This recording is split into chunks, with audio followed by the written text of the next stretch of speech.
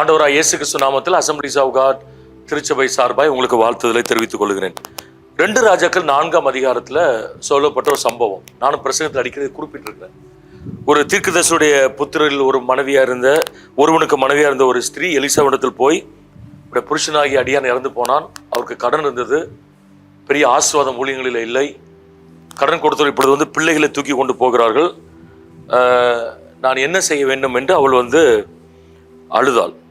சரி, இதில் இந்த சம்பவம் நீங்கள் வாசித்து பாருங்கள். 2 ராஜாக்கள் 4ஆம் அதிகாரத்தை நீங்கள் வாசித்து பார்க்க வேண்டும். ஒரு 4 குறிப்புகளை நான் உங்களுக்கு எளிமையாக சொல்ல விரும்புகிறேன். கடன் கொடுத்தவர்கள் இப்பொழுது பிள்ளைகளை தூக்கி கொண்டு போகிறார்கள்.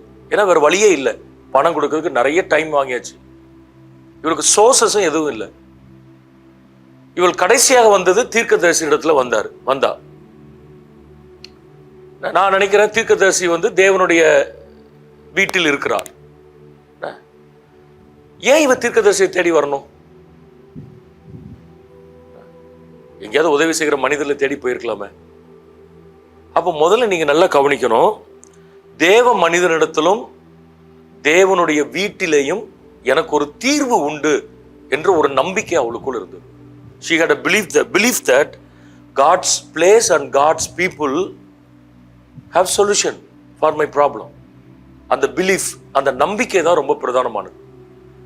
நாம் எப்பொழுதெல்லாம் கர்த்தருடைய சமூகத்தில் அல்லது கர்த்தருடைய மனிதரிடத்தில் தீர்வுகள் உண்டு என்று நம்புகிறோமோ அப்பொழுதெல்லாம் கர்த்தர் சில வாசல்களை நமக்கு திறக்கிறதை நாம் பார்க்கிறோம். நிறைய பேர் பிரச்சனைனா சர்ச்சுக்கு வர மாட்டாங்க. பிரச்சனை சரியாட்டு வாரன்னு சொல்லுவாங்க. ஜோம் பண்ண முடியல, பைபிள் வாசிக்க முடியல, எங்களுக்கு ஏதாவது நன்மை நடக்கட்டும் ஏன் அப்படி நாங்கள் சர்ச்சுக்கு வரோம், கல்யாணம் ஆகட்டும் வரோம், இது நடக்கட்டும். அது நல்லா கவனிங்க, அது சத்தினுடைய சதி திட்டம். உனக்கு ஒன்றும் நடக்கலை அதனால நீ போகாத, நின்று, இது பிசாசு சொல்றான். ஆனா நம்ம என்ன நினைக்கிறோம், எனக்கு நெருக்கடியான நேரங்கள்ல தான் நான் அடிக்கடி சர்ச்சுக்கு போகணும். அன்னாள் குழந்தை இல்லை, வெளிநாள் அவளை அவமானப்படுத்துகிறாள் பண்டிகைக்கு வந்த இடத்துல. ஆனா அன்னாள் பண்ண காரியம் என்ன? ரூம்ல உட்காந்து அழுதுட்டு இருக்கல. எருசலேம்ல கொண்டாட்டத்துக்கு வந்திருக்கிறாங்க, அவள் தங்கியிருந்த இடத்துல உட்காந்து அழல. அவள் தேவ ஆலயத்திற்குள் போய் அவள் மனம் கசந்து அழுது ஜெபிக்கிறதை பார்க்கிறோம். ஸோ அங்கதான் ஒரு தீர்வு இருக்கு. தீர்வு ஆண்டவர் எங்க வைத்திருக்காரு? எப்பொழுதெல்லாம் நாம் தேவனை ஆராதிக்கிற இடத்திற்கு நம்முடைய மனதின் பாரங்களை சொல்லுகிறோமோ அங்கெல்லாம் கர்த்தர் தீர்வை வைத்திருக்கிறார் என்பதை நாம் என்ன செய்து விடக்கூடாது, மறந்து போய்விடக்கூடாது. God's people and God's places have solution for all problem. இந்த ஸ்தலத்தில் செய்யப்படும் ஜெபங்களுக்கு என் கண்கள் திறந்ததாயும் என் செவிகள் கவனிக்கிறதுமாய் இருக்கிறது என்று ஆண்டவர் சொல்லியிருக்கிறார். ஸோ ஆண்டவருடைய வீட்டிற்கு வரும் பொழுது அவருடைய கண்கள் நம்மை உற்று பார்க்கிறது. நம்முடைய மனதிலிருந்து என்ன ஜெப குறிப்பு வருகிறது என்பதை அவருடைய காதுகள் என்ன செய்கிறது, கவனித்து பார்க்கிறதை, கவனித்து கேட்கிறதுக்கு ஆயத்தமா இருக்கிறதை நாம பார்க்கிறோம். வசனத்தை நான் உங்களுக்கு சொல்றேன், தேவ ஆலயத்தில் ஜெபிக்கிற ஜெபங்களுக்கு விடுதலை உண்டு. ஸோ உங்க வாழ்க்கையில் எப்பொழுதெல்லாம் பிரச்சனை, போராட்டம், நெருக்கம், அழுத்தம், கஷ்டம், என்ன செய்வோம் என்று தெரியாத ஒரு திகைப்பு, இதெல்லாம் வரும்போது ரொம்ப சிம்பிள், சர்ச்சில் உட்காந்து ஒரு இடத்துல உட்காந்து கொஞ்ச நேரம் அழுது ஜெபம் பண்ணிட்டு போங்க. நம்முடைய வாழ்க்கையில நிறைய விடுதலை கிடைக்கிறதை நம்மால் என்ன செய்ய முடியும், பார்க்க முடியும். நாம் ஆராதிக்கிற ஆண்டவர் விடுதலை கொடுக்கிற ஆண்டவராய் கர்த்தர் என்ன செய்கிறார், காணப்படுகிறார். சரி, 2வது தீர்க்கதரிசி கேட்டாரு. தீர்க்கதரிசி அவளை பார்த்து என்ன கேட்டாரு? உன்னிடத்தில் என்ன இருக்கிறது? அவளை ஒரு குடம் என்ன இல்லாமலும் அடியாளுடைய வீட்டில் வேறு ஒன்றும் இல்லை என்றார். நீ அப்போ தீர்க்கதரிசி சொல்றாரு, நீ போ, உன்னுடைய அயல் வீட்டுக்காரர் எல்லாரிடத்திலும் அநேகம் வெறும் பாத்திரங்களை கேட்டு வாங்கு, உள்ளே போய் உன் பிள்ளைகளுடன் கதவை பூட்டி அந்த பாத்திரங்கள் எல்லாவற்றையும் வார்த்து நிறைந்ததை ஒரு பக்கத்தில் வை. அவ்வளவுதான் சொல்றாரு. போமா, கொஞ்சம் பணம் எடுத்து கொடுக்கல தீர்க்கதரிசி. அவர் பண்ண வேலை என்னது? உன்கிட்ட என்ன இருக்கு? ஒரு கூட என்ன இருக்கா? வெரி குட், எவ்வளவு பாத்திரங்கள் வாங்க முடியுமோ வாங்க. அயல் வீட்டுக்காரிடத்தில் போய் வெறும் பாத்திரங்களை கேட்டு வாங்க. அது உன் திறமை, உன் விசுவாசம். நீ எத்தனை பாத்திரத்தை வாங்கினாலும் அத்தனை பாத்திரத்தையும் நிரப்புவதற்கு ஆண்டவர் ஆயத்தமா இருக்கிறார். நீ போய் வாங்கு, கதவை போட்டு இந்த எண்ணெயை தூக்கி அதில் ஊத்து, நிறைஞ்சதை எடுத்து ஒரு பக்கம் வை. டன். நீங்க பாருங்க, இத்தனை பாத்திரம் வாங்கி அதை இப்படி நிரம்பும், இதை வித்தா இவ்வளவு பணம் வரும், எந்த தகவலும் தீர்க்கதரிசி கொடுக்கல. நிறைந்ததை ஒரு பக்கத்தில் வை. இப்போ என்ன சந்தேகம் வந்திருக்கும்? சப்போஸ் நிறைய இல்லைனா இருக்கிற ஊத்தி இந்த ஒரு குடமும் வீணா போயிட்டுனா, அதுக்கப்புறம் நான் அடுத்த லெவலுக்கு நான் என்ன பண்ணுவேன்? அட்லீஸ்ட் ஒரு குடத்தை வச்சு எண்ணெய் வச்சு ஏதாவது மாவை பேசி ரொட்டியை சுட்டு கொடுத்து சாப்பிடவா செய்வோம். இப்போ இதுவும் போயிட்டுனா என்ன பண்ணுவோம் அப்படிங்கிற ஒரு சிந்தனை நியாயமாய் ஒரு சராசரி மனிதனுக்கு வரணும். ஆனா கர்த்தருக்கு மகிமை உண்டாதாக அந்த விதவைக்கு என்ன செய்யல? வரல. ஏன் வரல அப்படின்னு சொன்னா, அவளுக்கு ஒரு வெளிப்பாடு கிடைச்சது, அல்லது ஒரு புரிந்து கொள்ள வந்தது. என்ன புரிந்து கொள்ளுது? நம்முடைய பிரச்சனைக்கு தீர்வை கர்த்தர் நம்மள்ட்ட வச்சிருக்காரு. She understood that the root for the solution to all my problem is at my hand. என்கிட்ட இருக்கிற இந்த பிரச்சனைக்கான தீர்வுக்கான அஸ்திபாரம், கம்ப்ளீட் தீர்வு இன்னும் வரல, ஆனா அந்த தீர்வுக்கான அஸ்திபாரம் என் கையில இருக்கிறது. நான் அந்த ஆட்டிடியூட் பத்தி பேசும்போது ஒரு வார்த்தை சொன்னேன், உங்களிடத்துல என்ன இருக்கிறது? ஆண்டவர் மோசேட்ட கேட்டாரு, சீஷர்ல பார்த்து கேட்டாரு. பார்வோனுக்கு அனுப்பும் பொழுது மோசே பயங்கர சாக்கு போகல, எக்ஸ்கியூசஸ் சொல்லிட்டே வராரு. கடைசியில் ஆண்டவர் கேட்டார், உன் கையில என்ன இருக்கிறாரு? உன் கையில என்ன இருக்கிறாரு? அது ஒரு மேய்ப்பனுடைய கோல், கீழே போட்டாரு, அது சர்ப்பம் ஆயிடுச்சு. போ.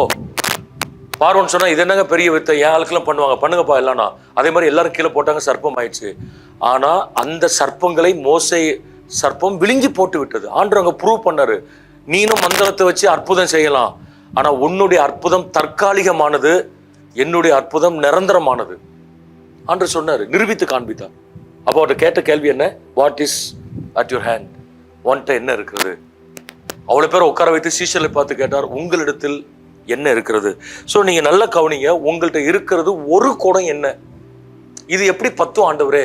எனக்கு இருக்கிற கடன் இந்த மாதிரி குடத்தை விட 100 மடங்கு அதிகம். 100 மடங்கு குடம் இருந்தாலே எனக்கு கடன் பத்தாது. இப்ப எப்படி இந்த ஒரு குடம் என்ன எனக்கு பத்தும் என்கிற லாஜிக்கான திங்கிங்குள்ள போகக்கூடாது. கர்த்தர் ஒரு அற்புதத்தை செய்வேன் என்று சொன்னால் அதை நாம் நம்பித்தான் ஆக வேண்டும். நாம் காற்றையும் பார்க்க மாட்டோம், நாம் மலையையும் பார்க்க மாட்டோம். ஆனால் நம்முடைய இயேசு பள்ளத்தாக்கை தண்ணீரால் நிரப்புவதற்கு ஆண்டவர் போதுமானவராய் அவர் காணப்படுகிறார். இந்த அம்மா போனாங்க, பாத்திரத்தை கேட்டு வாங்கினாங்க. மேக்சிமம் எவ்வளவு வாங்க முடியுமோ அவங்களால, அவங்க விசுவாசம் திறமைக்கு ஏற்றபடி வாங்கினாங்க. கதவை பூட்டி அந்த அம்மா ஜோம் பண்ணிட்டு எண்ணெய் ஊத்த ஆரம்பித்தது. எல்லா பாத்திரங்களும் நிரம்பினது. அல்லேலூயா. நிரம்பினது எடுத்து ஒரு பக்கத்தில் வை என்று தீர்க்கதரிசி சொன்னது. விசுவாசி தாங்க அந்த அம்மா, கண்டிப்பாக நிரம்பும். நம்ம வாழ்க்கையில நம்ம ஆழமாக விசுவாசிக்க வேண்டியது, என்னுடைய பிரச்சனைக்கு தீர்வு என்னிடத்தில் இருக்கிறது. நம்புங்க. நீங்க ஆண்டவராக இயேசு சுகம் கொடுத்த அந்த சம்பவங்கள் எல்லாம் இன்டீட்டெயிலா படிச்சு பாருங்க. மெஜாரிட்டி ஆண்டவர் என்ன கேட்டாரு, என்ன சொன்னாரு? உன் விசுவாசத்தின்படி உனக்கு ஆக கடவுள். அதுதான் சொல்றாரு, உன் விசுவாசத்தின்படி. அப்போ உன் லெவல் இங்க இருக்குன்னா உனக்கு இந்த அளவுக்கு அற்புதம் நடக்கும். ஸோ நீ சூப்பர் நேச்சுரல் மிரக்கல் வேணும், இந்த அளவுக்கு நீ அற்புதங்களை எதிர்பார்த்தனா ஆண்டவர் சொல்றது நடக்கும். இந்த அளவுல நீ எதிர்பார்த்தா நடக்கும். But increase your faith. உன் விசுவாசம் இந்த அளவுக்கு நீ கூட்டு. நீ எந்த அளவுக்கு விசுவாசத்தை நீ கூட்டிட்டு போறியோ அந்த அளவிற்கு அற்புதங்கள் உன் வாழ்க்கையில என்ன செய்ய ஆரம்பிக்கும்? நடக்க ஆரம்பிக்கும். இல்ல நீ நடக்காது, போகாது, வராது, முடியாது அப்படின்னு சொல்லி உன் விசுவாசத்தை குறுக்கிட்டனா நீ பெருசா என்ன செய்ய முடியாது? எதிர்பார்க்க முடியாது. ஸோ அதான் வில்லியம் கேரி சொன்னார், expect great things from God and attempt great things for God. ஆண்டவருக்காக பெரிய காரியங்களை செய்யுங்க, ஆண்டவரிடத்திலிருந்து பெரிய காரியங்களை எதிர்பாருங்க என்று சொல்லி அவர் சொன்னதை நம்ம என்ன செய்கிறோம்? நம்ம பார்க்கிறோம். So believe there is a problem, there is a solution for all your problem at your hands. உங்க கருத்துல உங்க பிரச்சனைக்கான தீர்வு இருக்குது. நம்ம நிறைய நேரத்தில் என்ன பண்றோம்னா, யாரையோ சார்ந்து இருக்கிறோம். இப்போ நமக்கு ஒரு பிரச்சனை, யாரா நமக்கு ஜெபம் பண்ண மாட்டாங்களா? நமக்கு யாராவது தீர்க்கதரிசனம் சொல்ல மாட்டாங்களா? இந்த ஷார்ட் கட்டை தேடும் பொழுதுதான் சில தவறான மனிதர்கள் நம்ம வாழ்க்கையில வாராங்க. நாங்கள் ஜெபம் பண்றோம், நாங்கள் ஜெபம் பண்ணி என்ன தரோம், நாங்கள் ஜெபம் பண்ணி பொருள் அனுப்புறோம், நாங்கள் ஜெபம் பண்ணி லெட்டர் அனுப்புறோம். சரி, இது எல்லாமே சொல்யூஷன் எங்கேயோ இருந்து வரும் நீங்க நினைக்கிறீங்க. வராது. சொல்யூஷன் எங்கேயுமே கிடையாது, இங்க தான் இருக்கு. ஒரு குடத்துல தான் இருக்கு. அந்த ஒரு குடம் உங்க வீட்டுல தான் இருக்கு. நீங்க பக்கத்து வீட்டுல போய் ஒரு குடத்தை வாங்க, எண்ணெய் வாங்கன்னு சொல்லல தீர்க்கதரிசி. பக்கத்து வீட்டுல போய் வெறும் பாத்திரத்தை தான் வாங்க சொன்னாரு. அப்ப வெளியே இருந்து வெறும் பாத்திரங்கள் வரலாம், ஆனா நிரப்ப போகிறது உங்களிடத்தில் இருக்கிற அந்த குடம் தான். ஸோ எனக்கு கொஞ்சம் தான் ஜெபம் பண்ண முடியும், எனக்கு கொஞ்சம் தான் பணம் இருக்கு, எனக்கு கொஞ்சம் தான் அறிவு இருக்கு, எனக்கு கொஞ்சம் தான் விசுவாசம் இருக்கு, எனக்கு கொஞ்சம் தான் திறமை இருக்கு. அந்த கொஞ்சத்தை நீங்க கர்த்தருடைய கரத்துல கொண்டு வந்து வைத்து நீங்க விசுவாசிங்க. ஆண்டவர் நிச்சயமா என்ன செய்வார்? பெரிய காரியங்களை செய்வதற்கு கர்த்தர் போதுமானவராய் அவர் காணப்படுகிறார். நீங்க இந்த இடத்துல இன்னொரு அம்மாவுடைய விசுவாசத்தை நம்ம பாராட்டணும். மூணாவதாக தான் நான் சொல்ல வரேன். she put her faith in action. தன்னுடைய விசுவாசத்தை நம்ம அடுத்தது செயல்ல காண்பித்தான். இப்போ தீர்க்கதரிசி வீட்டுல இருந்து போகும்போது அவருடைய மனநிலைமை எப்படி இருக்கும்? ஐயாட்ட சொல்லி ஏதாவது ஒரு தீர்வு கிடைக்கும், ஏதாவது பண்ணலாம் அப்படின்னு நான் யோசிக்கும் போது இவர் இப்படி வாண்டர் இருக்கிறத சொல்லி அனுப்பிட்டாரு. இது சப்போஸ் போய் நான் கேட்டால் பாத்திரம் தருவாங்களா? நானே ஒரு விதவை கடனில் இருக்கிறேன்னு எல்லாருக்கும் தெரியும். நான் கேட்டால் பாத்திரம் தருவாங்களா? அந்த பாத்திரத்துல இருந்து எண்ணெய் ஊத்துனா நிரம்புமா? இருக்குது போச்சா என்ன பண்றது? இந்த மாதிரி சிந்தனைக்குள்ளேயே நம்ம போயிருந்தான்னா அந்த விசுவாசம் செயல்பாட்டுக்குள்ள வந்திருக்க முடியாது. ஸோ அந்த அம்மாவுக்கு ஒரு உறுதியான நம்பிக்கை. என்ன நம்பிக்கை? தீர்க்கதரிசி சொன்னா நடக்கும். இந்த ஒரு குடம் எண்ணெய் வைத்து கர்த்தர் என்ன செய்ய போகிறார்? ஏதோ ஒன்றை எங்கள் வாழ்க்கையில செய்ய போகிறார், நம்ம விசுவாசத்தோடு கூட போவோம் என்று சொல்லி அந்த அம்மா போன ஸ்பீட்ல பிள்ளைகளை அனுப்பி பாத்திரத்தை கேட்டு வாங்கினாங்க. கொஞ்சமும் எதிர்மறையான சிந்தனைக்கு இடம் கொடுக்காம இந்த குடத்துல இந்த எண்ணெய் தூக்கி ஊற்ற ஆரம்பித்தார்கள். அவருடைய கண்கள் அற்புதத்தை பார்த்தது. ஸோ ஆண்டவர் என்ன எதிர்பார்க்கிறார் அப்படின்னா, உன் விசுவாசத்தை கொஞ்சம் செயல்ல காண்பிங்கிற. உன் விசுவாசத்தை, அது கஷ்டம், ரொம்ப ஈஸி கிடையாது, ரொம்ப கஷ்டம். காலடி எடுத்து வை. என்ன நடக்கும் நமக்கு தெரியாது. ஆனா சில அந்த நெக் ஆஃப் த மூமெண்ட்ல சில வழிகள் திறக்கிறத பார்ப்போம். ஆச்சரியமா இருக்கும் நமக்கு. நம்முடைய கண்களை ஆச்சரியப்படும். எதிர்பாராத இடத்துல இருந்து, பட்சிக்கிற இடத்துல இருந்து கர்த்தர் பட்சணங்களை நமக்கு தருவதற்கு ஆண்டவர் போதுமானவராக என்ன செய்கிறார்? கர்த்தர் அவர் இருக்கிறார். So always put your actions, faith in actions. உங்க விசுவாசத்தை எப்போதுமே செயல்படுத்துங்க. கர்த்தரை நம்பி ஜீவிப்போம். ஒரு பாட்டு உண்டுல, கர்த்தரை நம்பியே ஜீவிப்போ, கவலை கஷ்டங்கள் தீந்திடும், கைவிடா காத்திடும் பரமனின் கரங்களை நாம் பற்றி கொள்வோம், கைவிடா காத்திடும் பரமனின் கரங்களை நாம் பற்றி கொள்வோம். நீங்க பாருங்க, இன்னொரு வார்த்தை, அந்த பிள்ளைகளுடன் கதவை பூட்டிக் கொண்டு பாத்திரங்களை அவளிடத்தில் கொடுக்க அவள் அவைகளில் வார்த்தாள். அந்த பாத்திரங்கள் நிறைந்த பின்பு அவள் தன் மகன் ஒருவனை நோக்கி, இன்னும் ஒரு பாத்திரம் கொண்டு வா என்றால், அதற்கு அவன், வேற பாத்திரம் இல்லை என்றான். அப்பொழுது எண்ணெய் நின்று போயிற்று. எவ்வளவு அழகா ஆண்டவர் எழுதி வச்சிருக்காரு பாருங்க. நீங்க இந்த இடத்துல அந்த அம்மா ஊத்திட்டே இருக்கிறாங்க. அவங்களுக்கு தெரியல எத்தனை பாத்திரம், தெரியல, என்ன கூட இல்லை. சந்தோஷத்துல ஊத்திட்டே இருக்கு அந்த அம்மா. 1 2 3 4 5 6 7 8 15 28 30 ஊத்தியாச்சு. எல்லாம் இப்போ கண்ணுக்கு தெரிஞ்சதெல்லாம் நிரம்பிட்டு பின்னாடி நிற்கிற பசங்களை கேட்குற, தம்பி இன்னொரு பாத்திரத்தை குடும்பம்னு அந்த அம்மா கேட்குறாங்க. என்ன ஊத்திட்டாங்க, இந்த பாத்திரத்தை முடிக்க போகுது, இன்னொரு அடுத்த பாத்திரம் அப்படின்னு சொல்லும் போது அந்த பையன் சொல்றான், அம்மா வேற பாத்திரம் இல்லை அப்படின்னா. இல்லைன்னு என்ன என்ன என்ன செஞ்சிட்டா? சரி, இன்னும் ஒரு 10 பாத்திரம் வாங்கி வச்சிருந்தா என்ன நடந்திருக்கும்? அந்த 10 நிரம்பி இருக்கும். இன்னொரு 25 பாத்திரம் வாங்கி வச்சிருந்தா அந்த 25 என்ன செஞ்சிருக்கும்? நிரம்பி இருக்கும். ஸோ நம்ம விசுவாசம் இந்த இடத்துல கற்றுக்கொள்ள வேண்டியது ஒண்ணுது, நெவர் எவர் சே நோ, அல்லது நெகட்டிவ் லாங்குவேஜ். இல்லை, அவ்வளவுதான், இதுக்கு மேல போதும், இவ்வளவு போதும், இதுக்கு மேல கிடையாது, அல்லது இதுக்கு மேல கிடைக்காது, இந்த மாதிரி எதிர்மறையான வார்த்தைகள் ஆசீர்வாதத்தை நிறுத்திவிடும் என்பதை நாம் மறந்து விடக்கூடாது. ஸோ இந்த 4ஆம் அதிகாரத்தை நீங்க பொறுமையா உட்காந்து வீட்டில் வாசிங்க.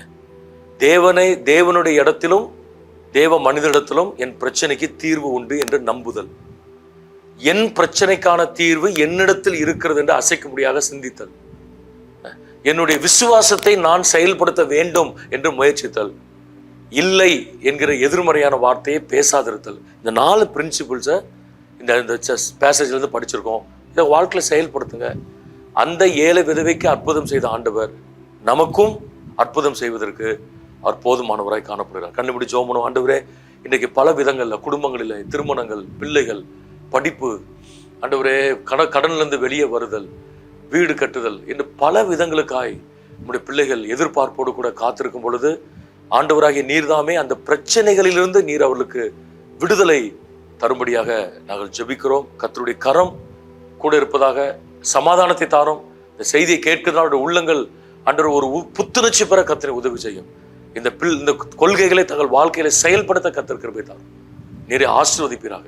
உடைய நாமம் மகிமைப்படட்டும். இயேசு நாமத்தில் ஜெபிக்கிறோம் நல்ல பிதாவே. God bless you.